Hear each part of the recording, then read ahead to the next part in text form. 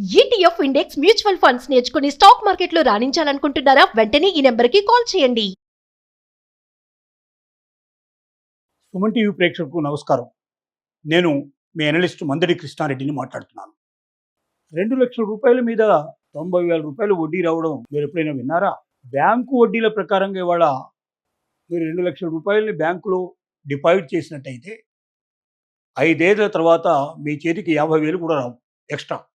కానీ post office పథకంలో, ఒక టర్మ్ డిపాజిట్ పథకంలో చాలా అద్భుతమైనటువంటి వడ్డీని మీకు ఇవ్వడానికి భారత ప్రభుత్వం ఈ ఏర్పాటు చేసింది. సహజంగా బ్యాంక్ రేట్ల కన్నా, వడ్డీ రేట్ల కన్నా పోస్ట్ ఆఫీస్లో వడ్డీ రేట్లు ఎక్కువ ఉంటాయి. రెండోది, బ్యాంకులు టౌన్స్లోనే ఎక్కువగా ఉంటాయి. గ్రామాలు లేకపోతే మండల హెడ్ క్వార్టర్స్లో ఎక్కడైనా గ్రామీణ బ్యాంకులు అక్కడక్కడ ఉండే అవకాశం ఉంది తప్ప చిన్న చిన్న పల్లెటూరులో కూడా మీకు పోస్ట్ ఆఫీసులు మీకు అనుబంధంగా ఉంటాయి. పోస్ట్ ఆఫీసులు అంటే గతంలో ఎప్పుడూ పోస్ట్ మ్యాను, ఉత్తరాలు మాత్రమే బట్వాడా చేసేటువంటి పోస్ట్ ఆఫీసులు, ఒక చిన్న గదిలో నడిచేటువంటి పోస్ట్ ఆఫీసులు, అవన్నీ మీరు మర్చిపోవాలి. ఇప్పుడు పోస్ట్ ఆఫీసులు అంటే బ్యాంకుతో సమానమైనవని చెప్పుకోవాలి. బ్యాంకులో ఏ రకంగా అయితే ట్రాన్సాక్షన్స్ నడుస్తున్నాయో అన్ని ట్రాన్సాక్షన్స్ దాదాపుగా పోస్ట్ ఆఫీసులు కూడా నడుస్తాయి. ఇక్కడ కూడా మీరు అకౌంట్ ఓపెన్ చేసుకోవచ్చు. అలాగే మీరు సేవింగ్స్ అకౌంట్ లాంటివి, లేకపోతే కరెంట్ అకౌంట్ లాంటివి ఓపెన్ చేసుకోవచ్చు. డబ్బులు వేసుకోవచ్చు, డబ్బులు తీసుకోవచ్చు, ఫిక్స్డ్ డిపాజిట్లో పెట్టుకోవచ్చు. ఇంకా ఎవరికైనా మీరు కావాలంటే డబ్బులు పంపించుకోవచ్చు. ఎలాగైతే బ్యాంకుల్లో ఆన్లైన్ సిస్టమ్ ఉందో మీరు ఇంటి దగ్గరే కూర్చొని ఆన్లైన్లో ఆపరేషన్ చేసుకోవచ్చు. ఇన్ని రకాలైనటువంటి సదుపాయాలు ఇచ్చినటువంటి పోస్ట్ ఆఫీసులు గ్రామీణ ప్రాంతాల్లో కూడా అతి చేరువగా ప్రజలకు ఉండటం వల్ల ఒక కారణం అయితే, రెండో కారణం ఏమిటంటే, మీరు డబ్బు పెడితే మామూలు బ్యాంకుల లోపల, అది మీరు నేషనలైజ్ బ్యాంకులో పెట్టినా, నేషనలైజ్ బ్యాంకులో గవర్నమెంట్ ఆఫ్ ఇండియాకు ఉండేటువంటి పర్సెంటేజ్ ఎంత అంటే 51% మాత్రమే ఉంటుంది దాంట్లో షేర్స్.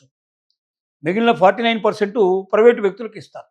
అక్కడ ఏదైనా డబ్బు మీరు పెట్టుబడి పెడితే దానిలో వచ్చేటువంటి లాభాలు ఏవైతే ఉన్నాయో ఆ లాభాలన్నీ కూడా ప్రైవేటు వ్యక్తులు కూడా దాంట్లో దాదాపుగా 49% పంచుకుంటారు. కానీ పోస్ట్ ఆఫీసులో పెట్టే ప్రతి రూపాయి ప్రజల కోసం ఉపయోగపడుతుంది, ప్రభుత్వ పథకాల కోసం ఉపయోగపడుతుంది. అంటే మన రోడ్లు, డ్రైనేజు, వాటరు, ఇంకా రకరకాలైనటువంటి సౌకర్యాల కోసం ఉపయోగపడుతుంది. కాబట్టి పోస్ట్ ఆఫీసుల్లో పెట్టే ప్రతి రూపాయి తిరిగి మనకే ఉపయోగపడే అవకాశాలు ఉన్నాయి. మూడో విషయం ఏమిటంటే, బ్యాంకులో మీరు 5 లక్షల కన్నా మించి ఎంత పెట్టుబడి పెట్టినా, ఫిక్స్డ్ డిపాజిట్లో మీరు 10 లక్షలు పెట్టుకున్నారనుకోండి, ఆ బ్యాంక్ ఏదైనా దివాలా తీసి ఇంకా ఏదైనా జరగకూడదు జరిగితే రేపు పొద్దున మీకు వచ్చేటువంటి డబ్బు గ్యారంటీ ఎంతంటే 5 లక్షలు మాత్రమే మీకు గ్యారంటీ. అంటే 5 లక్షలకు మాత్రమే ఒక ఖాతా లోపల ఇన్సూరెన్స్ చేసి ఉంటుంది.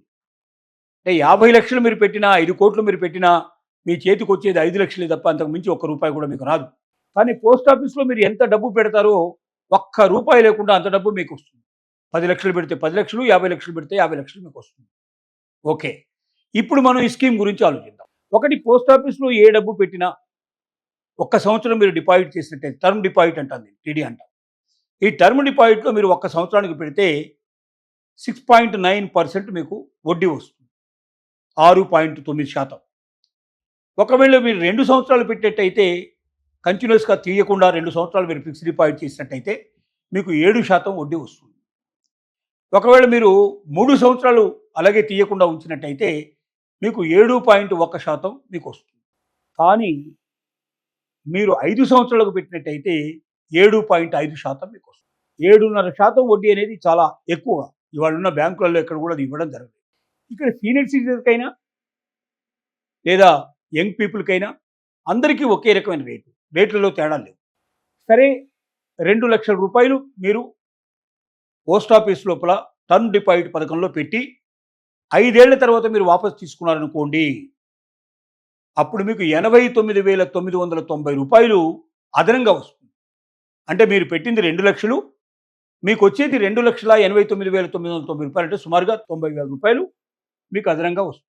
5 ఏళ్లలో 2 లక్షల రూపాయల మీద 90,000 రూపాయల వడ్డీ అనేది పూర్తి మీకు భరోసా ఇచ్చుకుంటూ, అన్ని రకాలుగా మీ డబ్బుకి భద్రత కల్పించుకుంటూ మీకు ఇంత వడ్డీ ఇవ్వడం అనేది చాలా కష్టంతో కూడుకున్న పని. అది పోస్ట్ ఆఫీసులు మాత్రమే ఇవ్వగలవు తప్ప ఏ బ్యాంకు ఇవ్వలేదు, నేషనల్ బ్యాంక్ ఇవ్వలేదు, ప్రైవేట్ బ్యాంకులు కూడా ఇవ్వలేదు. కాబట్టి దీన్ని దృష్టిలో పెట్టుకొని ప్రతి ఒక్కరూ తప్పనిసరిగా ఈ సదుపాయాన్ని, ఈ అవకాశాన్ని ఉపయోగించుకొని మీరు ఎంతైనా దీంట్లో పెట్టుబడి పెట్టొచ్చు. రూ. 1,00,000 పెట్టొచ్చు, 50,000 పెట్టొచ్చు, 25,000 పెట్టొచ్చు, ఎంతైనా పెట్టొచ్చు. మీ శక్తిని బట్టి 50,00,000 కూడా పెట్టొచ్చు, 25,00,000 కూడా పెట్టొచ్చు. ఎంతైనా మీరు పెట్టుబడి పెట్టే అవకాశం ఉంది కాబట్టి మీ దగ్గరున్న డబ్బుని భద్రంగా పోస్ట్ ఆఫీస్‌లో పెట్టుకొని దానికి తగినట్టుగా మంచి వడ్డీని సంపాదించుకొని లాభపడితే అది ప్రజలకు మేలు, ప్రభుత్వానికి మేలు. తిరిగి దాని మీద వచ్చే లాభాలు కూడా మనకే వస్తాయి కాబట్టి ఆ లాభాల ద్వారా ప్రతి ఒక్కరు కూడా లాభపడే అవకాశం ఉంది. దేశం అభివృద్ధి పదంలో ముందుకు నడిచే అవకాశం ఉంది కాబట్టి అందరూ ఈ అవకాశాన్ని ఉపయోగించుకోవాల్సిందిగా ప్రార్థన. రూ. 2,00,000 మీద రూ. 90,000 వడ్డీ రావడం మీరు ఎప్పుడైనా విన్నారా? బ్యాంకు వడ్డీల ప్రకారంగా ఇవాళ మీరు రూ. 2,00,000 బ్యాంకులో డిపాజిట్ చేసినట్టయితే 5 ఏళ్ల తర్వాత మీ చేతికి 50,000 కూడా రావు ఎక్స్ట్రా. కానీ పోస్ట్ ఆఫీస్ పథకంలో ఒక టర్మ్ డిపాజిట్ పథకంలో చాలా అద్భుతమైనటువంటి వడ్డీని మీకు ఇవ్వడానికి భారత ప్రభుత్వం ఈ ఏర్పాటు చేసింది. సహజంగా బ్యాంకు రేట్ల కన్నా వడ్డీ రేట్ల కన్నా పోస్ట్ ఆఫీస్లో వడ్డీ రేట్లు ఎక్కువ ఉంటాయి. రెండోది, బ్యాంకులు టౌన్స్లోనే ఎక్కువగా ఉంటాయి.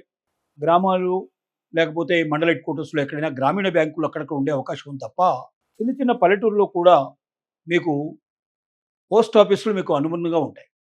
పోస్ట్ ఆఫీసులు అంటే గతంలో ఎప్పుడూ పోస్ట్ మ్యాను ఉత్తరాలు మాత్రమే బట్వాడా చేసేటువంటి పోస్ట్ ఆఫీసులు, ఒక చిన్న గదిలో నడిచేటువంటి పోస్ట్ ఆఫీసులు అవన్నీ మీరు మర్చిపోవాలి. ఇప్పుడు పోస్ట్ ఆఫీసులు అంటే బ్యాంకుతో సమానమైనవని చెప్పుకోవాలి. బ్యాంకులో ఏ రకంగా అయితే ట్రాన్సాక్షన్స్ నడుస్తున్నాయో అన్ని ట్రాన్సాక్షన్స్ దాదాపుగా పోస్ట్ ఆఫీసులో కూడా నడుస్తాయి. ఇక్కడ కూడా మీరు అకౌంట్ ఓపెన్ చేసుకోవచ్చు. అలాగే మీరు సేవింగ్స్ అకౌంట్ లాంటివి లేకపోతే కరెంట్ అకౌంట్ లాంటివి ఓపెన్ చేసుకోవచ్చు. డబ్బులు వేసుకోవచ్చు, డబ్బులు తీసుకోవచ్చు, ఫిక్స్డ్ డిపాజిట్లో పెట్టుకోవచ్చు. ఇంకా ఎవరికైనా మీరు కావాలంటే డబ్బులు పంపించుకోవచ్చు. ఎలాగైతే బ్యాంకుల్లో ఆన్లైన్ సిస్టమ్ ఉందో మీరు ఇంటి దగ్గరే కూర్చొని ఆన్లైన్లో ఆపరేషన్ చేసుకోవచ్చు. ఇన్ని రకాలైనటువంటి సదుపాయాలు ఇచ్చినటువంటి పోస్ట్ ఆఫీసులు గ్రామీణ ప్రాంతాల్లో కూడా అతి చేరువగా ప్రజలకు ఉండటం వల్ల ఒక కారణం అయితే, రెండో కారణం ఏమిటంటే మీరు డబ్బు పెడితే మామూలు బ్యాంకుల లోపల అది మీరు నేషనలైజ్ బ్యాంకులో పెట్టినా, నేషనలైజ్ బ్యాంకులో గవర్నమెంట్ ఆఫ్ ఇండియాకు ఉండేటువంటి పర్సెంటేజ్ ఎంత అంటే 51% మాత్రమే ఉంటుంది దాంట్లో షేర్స్. మిగిలిన 49% ప్రైవేటు వ్యక్తులకు ఇస్తారు. అక్కడ ఏదైనా డబ్బు మీరు పెట్టుబడి పెడితే దానిలో వచ్చేటువంటి లాభాలు ఏవైతే ఉన్నాయో ఆ లాభాలన్నీ కూడా ప్రైవేటు వ్యక్తులు కూడా దాంట్లో దాదాపుగా 49% పంచుకుంటారు. కానీ పోస్ట్ ఆఫీసులో పెట్టే ప్రతి రూపాయి ప్రజల కోసం ఉపయోగపడుతుంది, ప్రభుత్వ పథకాల కోసం ఉపయోగపడుతుంది.